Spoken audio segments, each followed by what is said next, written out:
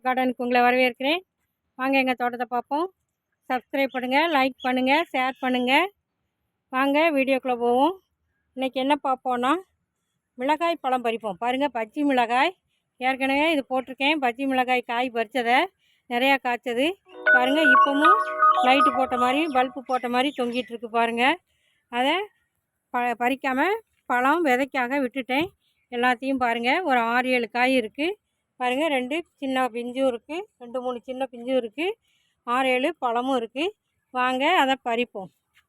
பாருங்கள், பஜ்ஜி மிளகாய் கடையில் வாங்கிட்டு வந்த பஜ்ஜி மிளகாய் விதையை தான் போட்டேன். பாருங்கள், அழகாக காய்ச்சிருக்கு. அதை விதைக்கி இந்த ஆடிப்பட்டத்துக்கு திரும்ப போடுவோம். பாருங்கள், இப்படி நல்லா பழுக்க வச்சு செடியிலேயே எடுத்தாச்சு.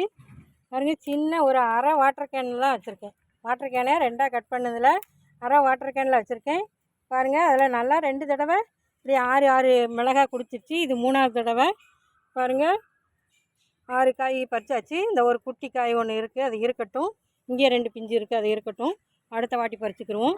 பாருங்கள், 6 பழுத்த மிளகாய் பறிச்சாச்சு. இப்படி பஜ்ஜி போட்டுக்கலாம். இது விதைக்காக எடுத்திருக்கேன். கூட்டுகள்லையும் கட் பண்ணி போட்டால் இந்த டேஸ்ட்டாக இருக்குது. இந்த மிளகாய் அழகாக இருக்குது. பாருங்கள், ஒரு அஸ்பராகஸ் ஒரு செடி வச்சுருக்கேன், அதுக்குள்ளே தான் வச்சுருக்கேன். வர அரை வாட்டர் கேன் தான்.